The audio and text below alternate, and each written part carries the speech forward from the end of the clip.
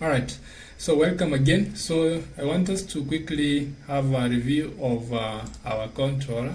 So let's just expose more endpoints. So here, as you can see, whenever we list the endpoints, you can be able to see that we expect to have this particular data coming from the database that way.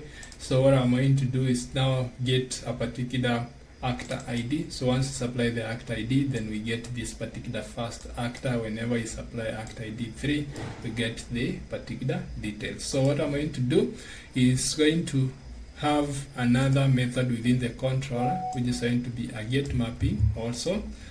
And then this particular get mapping is going to be expecting a URL appended path. So it is going to be string, as we usually do it in the other one. And then we are going to give it actor ID. So that is what we are going to give, and then this is going to be find actor by ID. Alright, but then now here, because we are going to return a single entity, we are not going to return a flux, we'll be returning a mono. So we expect to have a mono, and then we just need to import this one from reactor core mono publisher.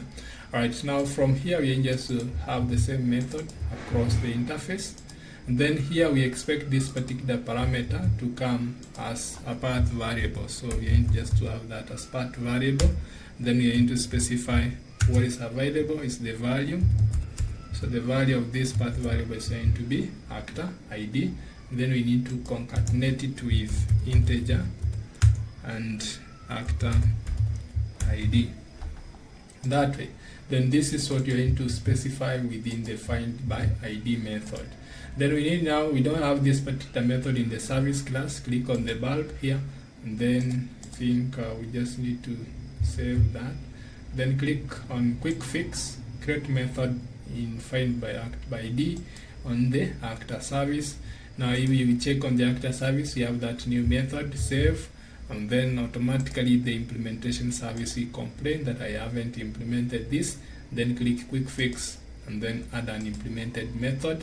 As you can see, we need now to implement. At the moment we don't have that implemented. So what I need to do here is just make use of the repository. So we can just say return repository actor repository dot find by ID. As you can see, find by ID, and then here we just specify the ID, which is going to be that, and that particular method is coming by default from the reactive CRUD repository. As you can see, ID must not be null, emitting the entity with the given ID, otherwise it will be able to turn a mono or .empty if none is found. And then in case it's null, then you will be able to have illegal argument exception thrown. So that is something that you can check.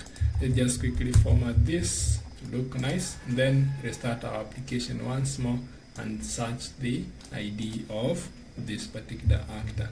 So I'm going just to Control C this one, and then restart the application once more.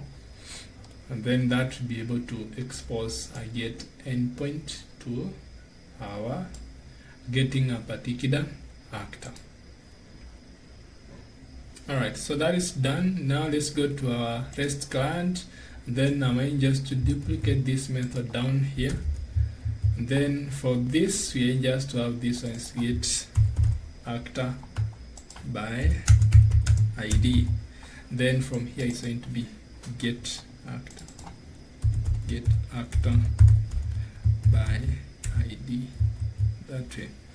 So I'm going to give the same path, but then we are going to have slash the actor ID. Let me pick actor ID 9, then save that, and then we send the request. So if I send the request, you'll be able to see now I'm able to get a single actor. Let me send an ID which doesn't exist, like 896. That I'm sure that that doesn't exist. If I send that, you'll be able to see that I get a 200 okay, but then no data. That's because whenever we don't find that, we don't throw an exception. We just return an empty payload. That means not found, ideally. But then now in using the HTTP way of communicating, the 200 okay should be Okay, but then now this one we needed to throw an exception of